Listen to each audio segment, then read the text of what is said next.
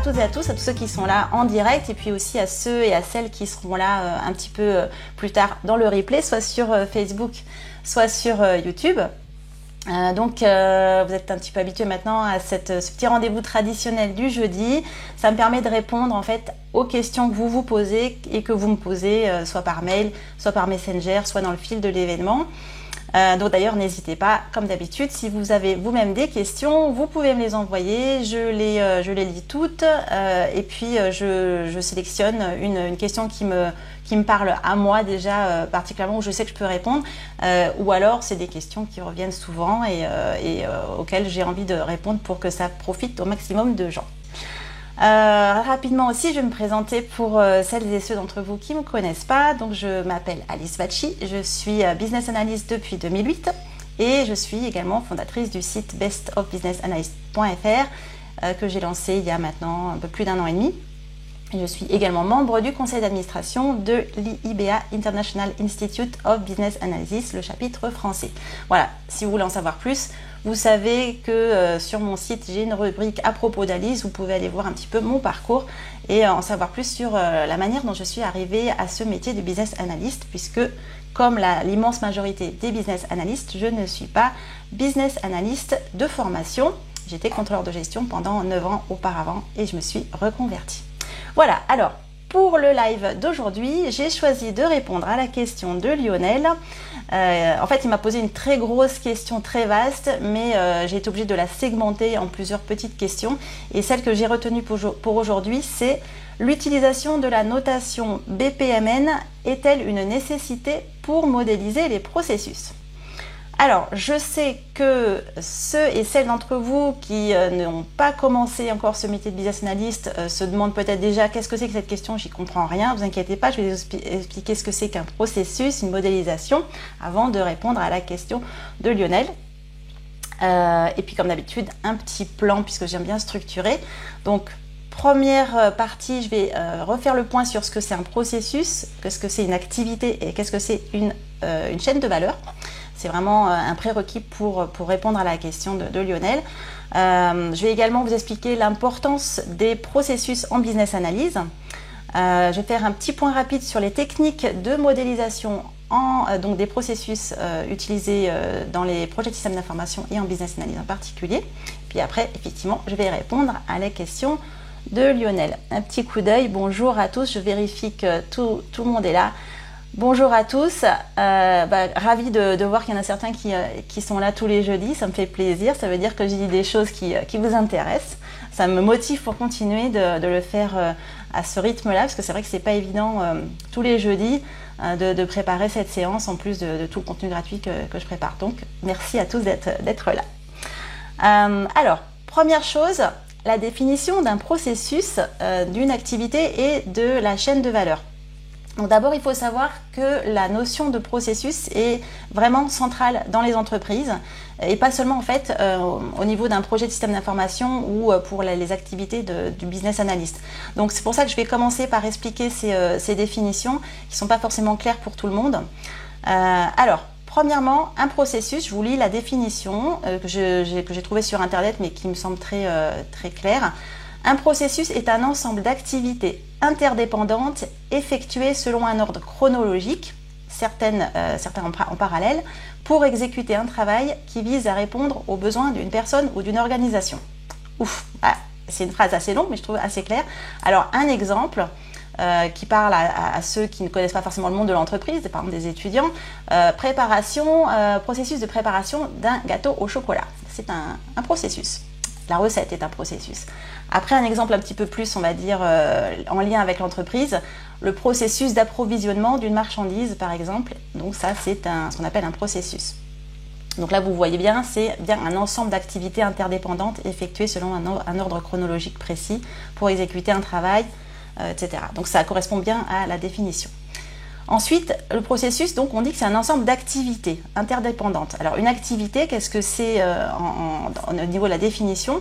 Ce sont des tâches ou des travaux effectués par des personnes ou des logiciels grâce à des ressources spécifiques. Alors, pour reprendre mon exemple de processus de gâteau au chocolat, l'activité pour monter les blancs en neige, c'est une une activité et quelles sont les tâches à l'intérieur de cette activité. Alors j'ai repris ce matin, j'ai tapé dans Google monter les blancs en neige, pouf, je suis tombée sur une recette. Utiliser un récipient à fond sphérique et bien propre, verser le blanc d'œuf à température ambiante, ajouter quelques gouttes de jus de citron, pincée de sel, fouetter par un mouvement de poignet régulier, c'est technique. Et dès qu'ils sont bien fermes, ils sont montés les blancs en neige. Donc ça, c'est une activité. Après, on va repasser quand même dans le monde de l'entreprise. Donc là, on était sur le processus d'approvisionnement d'une marchandise. Eh bien, les activités qui composent ce processus, il y en a une par exemple qui est l'activité de réception d'une marchandise livrée. Le camion arrive, là, il y a toute une activité qui permet de réceptionner cette marchandise. Troisième définition qu'il est important de connaître lorsqu'on parle de modélisation des processus, c'est la notion de chaîne de valeur. Vous pouvez aussi entendre parler de chaîne de production ou de chaîne de processus, c'est la même chose. Et là, la définition, c'est quoi? C'est tous les processus qui sont reliés entre eux pour une livraison finale de qualité, que ce soit un produit ou un service, d'une organisation vers un client final. Je vais vous refaire deux petits exemples également pour mieux vous permettre de comprendre cette définition. Alors, on reprend mon gâteau au chocolat. Il paraît que c'est le produit phare du restaurant de votre ville. Eh bien, la chaîne de valeur du restaurant de votre ville implique plusieurs processus, dont celui de la préparation de son fameux gâteau au chocolat. Et vous voyez bien que la chaîne de valeur, c'est celle du restaurant dans son ensemble.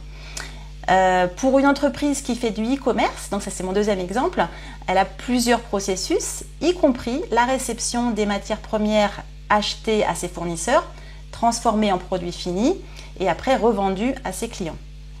Donc il faut déjà effectivement avoir tout ça à l'esprit avant de parler de modélisation de processus métier.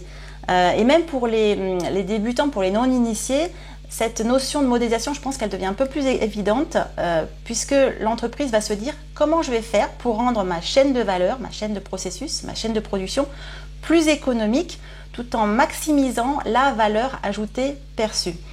Parce que si on y réfléchit 2 secondes, en fait, on se rend bien compte que le consommateur, il va accepter de payer un prix selon une valeur d'appréciation qui lui est propre de ce que la solution lui apporte. Le fameux gâteau au chocolat du restaurant, il est peut-être vendu à un prix assez élevé parce qu'il est réputé dans toute la ville. Peut-être que le chef qui le cuisine est également réputé. Si on prend l'iPhone, par exemple, il a un prix de vente aussi très élevé, mais les acheteurs acceptent de payer pourtant ce prix très élevé parce que sa valeur perçue à leurs yeux est également très élevée. Donc l'entreprise a déjà ce premier objectif, c'est de maximiser la valeur perçue de ses produits et des services. Et de l'autre côté, l'entreprise, elle procède à une série de tâches et d'activités afin de livrer ce produit ou ce service au client. Donc elle va planifier, elle va acheter, elle va stocker, transformer, assembler, elle va budgétiser, découper, emballer, livrer, etc. Donc elle a toute une série d'activités et de processus qui va lui permettre de livrer ce produit ou ce service à son client. Donc individuellement, en fait, chacune de ces tâches, elle a un coût. Et c'est la somme de chacune de ces tâches qui va définir le coût total du produit, sachant qu'évidemment l'addition de tous ces coûts doit avoir un montant inférieur à celui que le client est prêt à payer pour obtenir le produit ou le service en question. Parce que sinon, évidemment, il n'y aurait pas de bénéfice. Donc retenez bien que l'objectif d'une entreprise, c'est de maximiser la valeur perçue de ses produits et services tout en réduisant au maximum le coût de la chaîne de valeur. Donc la chaîne de production ou des processus, c'est la même chose.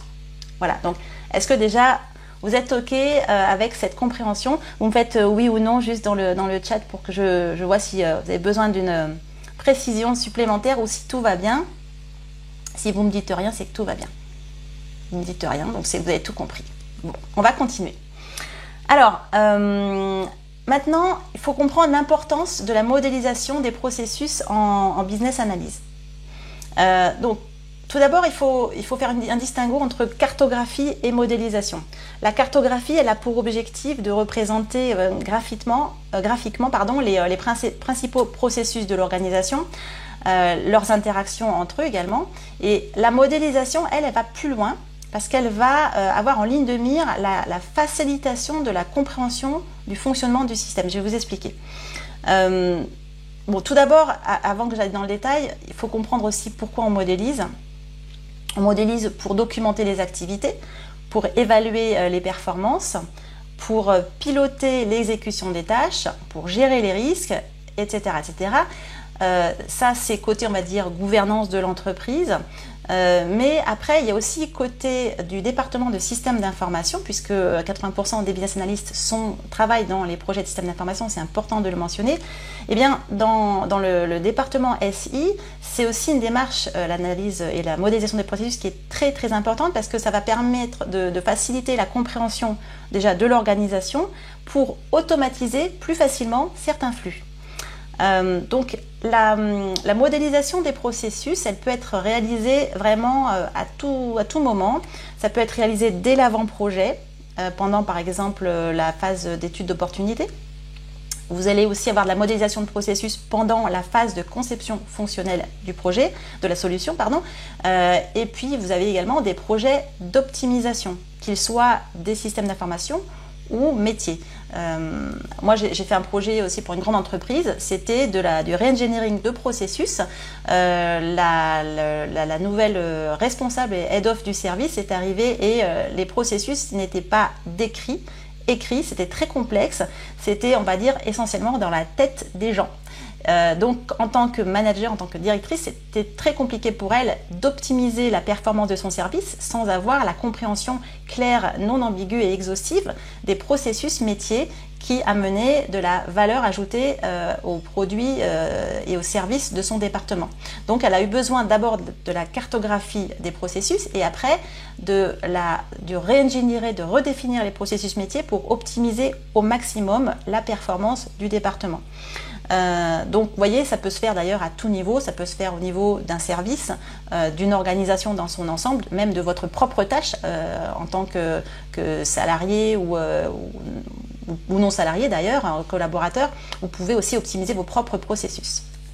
Voilà, donc l'activité est vraiment de modélisation des processus, c'est vraiment qu'on rencontre partout et particulièrement du coup quand on est business analyst, puisque c'est vraiment un prérequis pour toutes les activités de l'analyse métier. D'ailleurs, en préparant ce live, j'ai commencé à lister en fait toutes les activités et livrables de la business analyse qui pouvaient ou devaient avoir comme prérequis la cartographie ou la modélisation des processus, et en fait j'ai vite arrêté parce qu'en réalité toutes les activités livrables de la business analyst y font appel. Alors je vais vous les donner un petit peu en vrac, mais analyse des risques, analyse systémique, project charter, avec l'identification aussi des interconnexions avec d'autres projets. Je fais une petite parenthèse, je sais que parfois certains mots que j'emploie ne sont pas forcément familiers aux oreilles de certains d'entre vous qui débutent ou qui n'ont pas encore débuté. Donc je m'en excuse, mais déjà j'ai du mal à respecter le timing de 30 minutes du live. Donc si j'explique tout, là il me faudra 24 heures. Donc n'hésitez pas à me poser des questions. S'il y a des choses que vous ne comprenez pas, ça fera l'objet de live séparés. Donc je reprends les activités livrables de business analyst qui font appel à la modélisation de processus. Vous avez également la planification des licitations, les analyses d'impact, les analyses d'écart, des besoins, l'analyse, comme on dit, to be, donc de la solution cible. Vous avez aussi au début du projet la définition du périmètre fonctionnel de la solution, qui fait appel à cette compréhension de la modélisation des processus métiers. La feuille de route du projet pour prioriser les fonctions suivant leur urgence et criticité fait aussi appel à la modélisation des besoins et des processus. Processus, on parle de processus aujourd'hui. C'est également un énorme prérequis à la conception fonctionnelle de la solution. Les tests fonctionnels et la recette client également nécessitent la modélisation des processus, la conduite du changement, la formation utilisateur également. Donc en fait, vous voyez, tout le périmètre de l'analyse métier quasiment se base sur la compréhension des processus métiers. Alors, en ce qui concerne les techniques de modélisation des processus, donc la troisième partie de ma réponse, déjà un petit point, quand on parle de processus, et quand on est business analyst, en fait, il y a 3 types de processus. Il y a les processus métiers qui sont liés à la chaîne de valeur de l'organisation, à ses produits et services, c'est ce que je vous expliquais au début. Vous avez également des processus de gouvernance. Ces processus de gouvernance, c'est ce qui permet le pilotage de la performance des processus métiers. C'est ce qu'on appelle également les KPI, Key Performance Indicators, TCO, Top Company Objectives. Pour pouvoir sortir ces indicateurs, il faut pouvoir avoir la vision des processus métiers d'une part, et également de ses propres processus de gouvernance, à quel moment on va mesurer la performance. Donc ça, c'est un autre type de processus. Et puis vous avez après les processus des systèmes d'information qui sont vraiment focalisés sur les ressources et les infrastructures techniques et logicielles.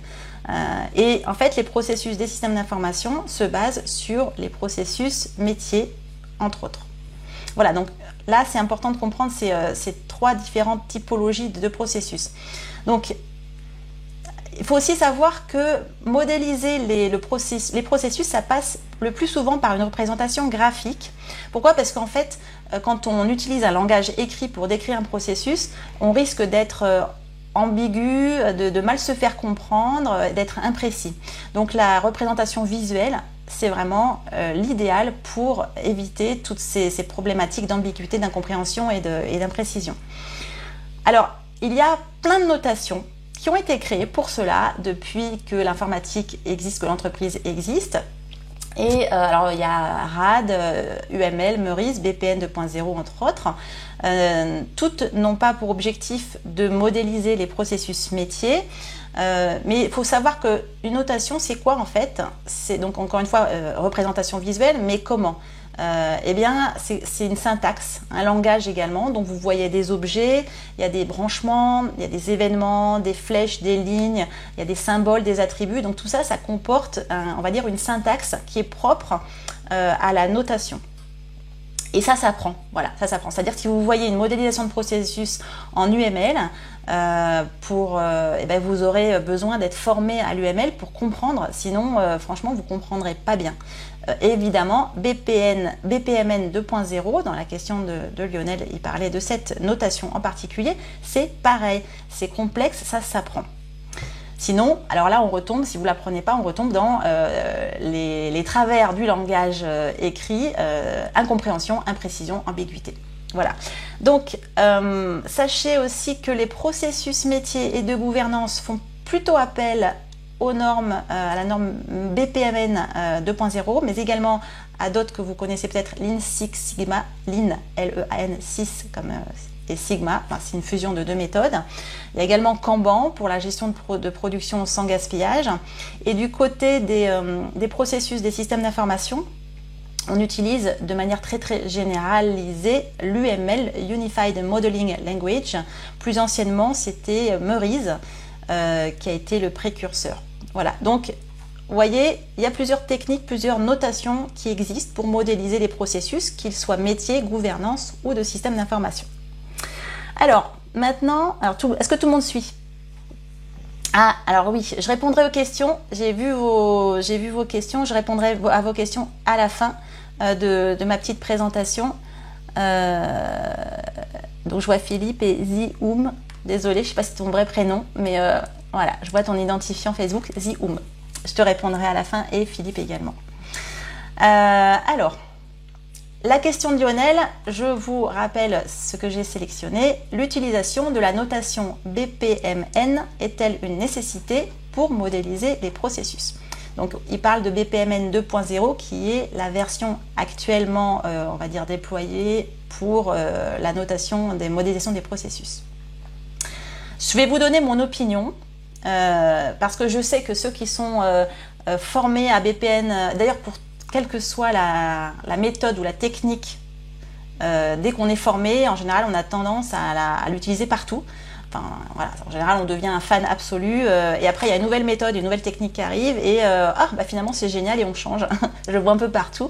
Je vois dans les entreprises, souvent, il y a on va dire des consultants qui viennent former les collaborateurs à une technique particulière. Donc tous les collaborateurs se l'approprient.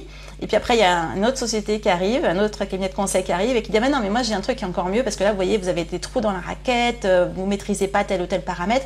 Je vais vous apprendre telle autre chose et c'est beaucoup mieux. Et là, hop, les managers sautent dessus, génial, ils trouvent le Saint Graal. Ils se forment à une autre méthode, ils forment leurs collaborateurs encore à une autre méthode. Et là, changement de paradigme, on voit la réalité d'une autre manière et on change de technique. Donc je suis assez prudente, je suis pas très dogmatique dans le sens j'ai du mal à imaginer qu'il y ait toujours une méthode absolue, standardisée, universelle qui réponde à tous les besoins. J'ai plutôt tendance à me dire que chaque contexte est différent. On a une boîte à outils, on se sert de l'outil qui est applicable au contexte en particulier. Donc voilà, je suis un petit peu plus modérée. Donc encore une fois, je vais donner ma réponse à la question de Lionel. Vous avez tout à fait le droit de le penser différemment. Et n'hésitez pas d'ailleurs à faire part de votre point de vue, ça m'intéresse également.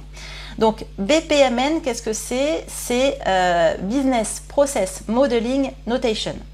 Ça se veut un standard en fait et une norme universelle. Donc, quand on regarde sur internet, on voit BPMN 2.0 est un standard et une norme universelle pour la modélisation des processus.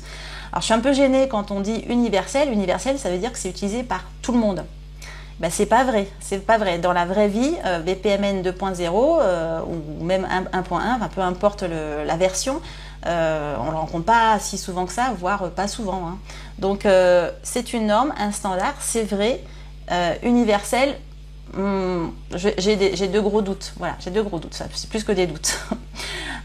Donc l'intérêt, c'est que c'est une représentation normée et standardisée qui permet une lecture on va dire compréhensible par tous ceux qui sont formés à cette notation, quels que soient les outils logiciels utilisés et les méthodes mises en œuvre. Donc, quand on s'approprie la méthode la notation BPMN 2.0, donc ça permet aux responsables opérationnels ou aux fonctionnels de définir les différentes étapes de leur processus, les traitements, les règles métiers, et également d'identifier les acteurs qui sont impliqués ainsi que leur rôle. Et côté système d'information, eh bien les informaticiens, eux, ils vont plutôt s'intéresser au flux d'informations et de données. Voilà. Mais personnellement, encore une fois, je trouve que BPMN est très complexe dans le sens au niveau de l'utilisation métier. Je trouve que c'est trop détaillé dans la plupart des cas de figure métiers que j'ai pu rencontrer, parce qu'il faut se rendre compte que la granularité des processus, elle peut varier. Vous voyez par exemple la recette du gâteau au chocolat que je vous ai mentionné, vous pouvez très bien, vous allez sur marmiton.org, là vous regardez la recette, il y a 4 étapes, ça c'est une granularité très macroscopique. Après si vous allez dans le détail, vous allez pouvoir avoir des étapes, des activités de plus en plus précises.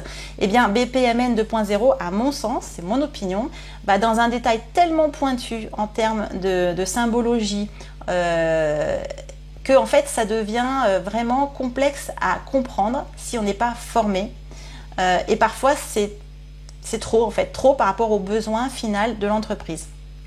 Donc je pense que déjà on peut tout à fait modéliser les processus métiers sans utiliser de normes. Honnêtement, moi dans mon quotidien, j'ai tendance à mixer les normes, les notations, parce que je garde comme objectif que ça doit être compréhensible sans ambiguïté par les personnes auxquelles je montre cette modélisation. Si vous montrez une modélisation à des gens, par exemple à des informaticiens, vous allez utiliser de l'UML, parce que UML, tout le monde est formé en école d'ingénieur, etc. Tout le monde connaît l'UML. Si vous allez travailler avec, on va dire, dans un cabinet de conseil où tous les collaborateurs sont formés à BPMN 2.0, vous allez utiliser BPMN 2.0 parce que tout le monde est formé et c'est non ambigu pour tout le monde. Par contre, dans une entreprise, quand vous allez faire une modélisation de processus, comme ça m'est arrivé, où ça permet en fait aux collaborateurs de former les nouveaux arrivants, par exemple, facilement, ils avaient affiché la modélisation des processus que j'avais fait sur un mur et dès qu'un nouvel arrivant était onboardé, était pris à bord de l'équipe, il commençait par aller au gros tableau avec les modélisations des processus et lui montrer voilà comment on travaille. On a ça en données d'entrée, ça c'est tel rôle qui fait ça, après on fait telle activité, ça conduit à telle autre activité. Si je leur montre une notation trop complexes, ils vont pas comprendre et en fait l'objectif n'est pas atteint. Donc j'ai l'habitude de faire en fonction de l'audience et d'adapter un système de notation, parfois qui est une combinaison de plusieurs symboles, plusieurs notations, que j'explique parce que c'est un prérequis pour une communication claire. Si vous inventez entre guillemets une norme, une notation de modélisation, il ne faut pas oublier bien entendu de donner une grille de lecture de la notation, encore une fois de l'adapter à l'audience, manager, technicien, informaticien, fournisseur. Voilà, demandez-vous à qui ça va servir. Et puis voilà, demandez-vous également si cette modélisation de processus va ensuite être suivie et pilotée dans des outils informatiques. Si c'est après piloté dans un outil qui supporte la notation BPMN 2.0, forcément vous allez la modéliser en BPMN 2.0 en prenant soin de transmettre la grille de lecture à vos interlocuteurs. Voilà, donc c'est mon opinion. Je sais que on parle de notation pour que ça soit un standard universel. À ce jour, franchement, il n'y a pas de standard universel dans les entreprises. Adaptez-vous à votre contexte. Utilisez la norme qui est utilisée dans votre organisation cible. S'il n'y en a pas, vous pouvez proposer BPMN 2.0 si c'est adapté au public et au projet. Mais sinon, il ne faut pas être dogmatique. N'hésitez pas à modéliser avec votre propre notation en prenant soin, encore une fois, de bien l'expliquer et que ça soit simple. Surtout gardez keep it simple, comme disent les Anglais. Faites-le simple. Et moi, je trouve que BPMN 2.0, c'est trop complexe. Voilà, moi personnellement j'aime bien UML en ne gardant que quelques-uns des diagrammes que le business analyst utilise comme les use case, diagrammes d'activité. C'est des diagrammes simples et franchement compréhensibles par tout le monde. Et bien entendu, en adaptant la notation UML, parfois on peut faire de la modélisation de processus métier qui se comprennent à mon sens beaucoup plus facilement. Voilà, donc c'était mon opinion. Ceux qui ont été formés à BPMN 2.0 vont en général, à mon avis, m'envoyer plein de messages en disant « mais non, mais c'est pas universel et tout ». C'est mon opinion, je respecte la vôtre et n'hésitez évidemment pas à me dire ce que vous en pensez. Je vais répondre un peu aux questions s'il y en a. Alors, Philippe me fait 2 commentaires. Beaucoup aiment garder leur connaissance processus pour leur sécurité de l'emploi. C'est vrai, parce qu'effectivement, quand on va en tant que business analyst, faire du recueil de l'information pour essayer de comprendre comment fonctionnent les processus métiers, on a en face de nous des gens, des humains. Voilà. Et effectivement, il y a certains collaborateurs qui ont parfois peur de transmettre leurs connaissances, de peur que ça soit remplacé soit par une machine, soit par quelqu'un d'autre et qu'il soit plus indispensable. Ça arrive partout. C'est notre rôle à nous de business analyst de les mettre à l'aise, de leur montrer qu'au contraire, ils vont avoir une plus-value derrière à transmettre cette information.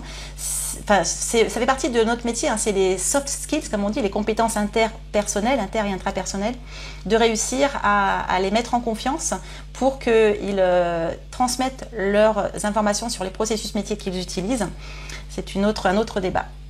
Je termine avec Philippe. L'implémentation... Alors, il m'a dit 2 choses, Philippe. Alors, effectivement, je partage vos doutes. Jamais vu en entreprise, à ma grande déception, un utilisateur métier qui ne sait pas lire BPMN. Mais oui, voilà, c'est exactement ce qu'on disait. BPMN, je le rencontre très rarement, voire très rarement, on va dire. J'ai déjà vu, mais effectivement, en général, ça reste transmis au sein d'une équipe qui est formée et pas forcément au niveau des collaborateurs. Et je termine avec Philippe. L'implémentation BPMN est, à mon avis, une imposition de l'entreprise avec les bons outils de lecture. C'est ça. Ça ne peut pas être ça ne peut être l'œuvre d'un BA seul. Alors, d'accord, c'est 3.0. Bon, voilà, j'étais pas au fait de l'actualité. J'étais restée sur BPMN 2.0. Donc, effectivement, si vous avez un outil qui va tracer les processus métiers. Pourquoi ? Parce que parfois... alors, je vais vous donner un exemple. Toujours pour mon projet de re-engineering des processus, comment ça s'est passé ? C'était en franco-allemand. Et donc, on cartographie les processus, on fait du re-engineering pour essayer d'optimiser. Donc là, on est dans la modélisation de processus. Et qu'est-ce qu'on voit ? On voit qu'il y a certains flux qui ont des goulets d'étranglement parce que il y a des goulets d'étranglement qui fait que les activités bloquent et le processus ne peut pas se poursuivre de manière fluide. Donc il faut optimiser. Pour optimiser, l'idéal, ça aurait été d'implémenter un outil de tracking, en fait, dans les environnements opérationnels des salariés. Donc à chaque fois qu'ils se loguaient à leur ordinateur le matin, on voyait combien de temps ils passaient sur telle activité et ça permettait de voir si c'était plus long que prévu, d'établir des KPI, des indicateurs de charge, de performance pour pouvoir améliorer le processus. On a eu pour cela l'aide d'un cabinet de conseil qui avait implémenté ce suivi en Inde auprès des collaborateurs indiens. Ils ont fait passer leur performance de mémoire de 70% à 99%. Donc c'était énorme. Le fait de pouvoir tracer informatiquement les processus métiers et les performances par collaborateur permettait de faire un bond dans la productivité de l'entreprise. Donc, retour d'expérience concluant, on s'est dit très bien, on va essayer de le mettre en place en France et en Allemagne. Et ça n'a pas été possible. Pourquoi ? Parce que ça n'est pas autorisé. Et notamment en Allemagne, les syndicats ont dit non, vous ne traquez pas les performances individuelles des salariés. Ça peut se retourner contre eux. Ça peut être pris des mesures peuvent être prises à leur encontre par leur manager, etc. Donc c'est hors de question. On refuse de tracer la performance individuelle. On peut tracer une performance d'équipe, mais pas individuelle. C'était encore plus complexe en Allemagne qu'en France, même si on dit souvent qu'en France, il y a les syndicats et qu'on ne peut rien faire. En Allemagne, c'est encore plus sévère, entre guillemets, en termes de protection des collaborateurs. Donc, vous voyez, si on fait une modélisation de processus, c'est bien. Après, est-ce qu'on a les moyens de mettre en place ce suivi de la performance des processus? C'est aussi le rôle du business analyst d'évaluer la faisabilité déjà au niveau des procédures de l'entreprise, parce que si c'est pas fait par un système d'information, ça peut être fait par des procédures. Et puis après, effectivement, le business analyst, il peut très bien dire ok, go pour une modélisation implémentée dans un outil informatique, et il peut aider au choix de la solution. Mais je rejoins Philippe, c'est pas lui en général qui choisit cet outil-là, c'est soit le management, soit au niveau de l'équipe technique, le chef de projet, le directeur de projet. Voilà. Alors Yanis me dit que BPMN est universel dans le sens technique, oui. Tout à fait. Un produit de gestion électronique des processus ne peut pas se permettre de ne pas implémenter BPMN. Ça dépend, mais effectivement, si tu implantes un outil qui a comme norme de fonctionnement, comme standard de fonctionnement BPMN, tu vas forcément implémenter en utilisant cette notation. Les analystes peuvent très bien se contenter du ML. Bah oui, moi j'aime bien. Je trouve que c'est plus simple. Et j'utilise effectivement use case et activity diagrams. On est d'accord, Yanis, on fait pareil. Zioum, je reviens à ta question. La différence entre cartographie et modélisation. Alors, en général, de toute manière, la cartographie, c'est un prérequis à la modélisation. Mais la seule différence, c'est que la cartographie va faire une représentation visuelle des activités du processus avec les interactions, alors que lorsqu'on parle de modélisation, on va avoir comme objectif l'optimisation de la chaîne de valeur. Donc, il y a une notion d'optimisation qu'on ne retrouve pas dans la simple cartographie des processus. Je pourrais t'en parler beaucoup plus longtemps, mais il est déjà tard et donc j'ai une fois de plus explosé le quart d'heure que je cherche à consacrer au live sur Facebook. Donc je vais m'arrêter là. Voilà, donc j'espère que je vous ai apporté des informations concrètes, opérationnelles. N'hésitez pas évidemment à m'envoyer vos questions pour le prochain live qui a lieu donc jeudi prochain. Et puis, il me reste à vous remercier d'avoir participé à ce direct, à vous dire que j'envoie pour les abonnés à la newsletter le lien vers le replay de YouTube d'ici la semaine prochaine. Et puis, vous demander aussi de liker, de partager si vous avez aimé pour qu'on puisse un petit peu réveiller cette communauté de business analysts francophones et leur montrer qu'il existe un lieu où on peut essayer d'échanger et s'entraider. Ce qui nous manque cruellement dans les pays francophones et ce que les anglo-saxons ils ont. Donc on va faire pareil, nous aussi on veut avoir un endroit d'échange pour notre métier et surtout pour que les entreprises, les chefs de projet connaissent ce métier, l'utilisent à bon escient et que tous les business analystes, aspirants ou en poste, puissent aussi montrer leur plus-value et se former à ce métier. On apprend sur le tas pendant de nombreuses années, mais le mieux c'est de se former et donc de s'entraider tous ensemble. Voilà. Eh bien écoutez, je vous souhaite un bon appétit pour celles et ceux qui sont sur mon créneau fuseau horaire. Il est 12h53 en France. Et puis je vous dis à jeudi prochain pour le prochain Facebook Live. Ciao à tout le monde, à bientôt.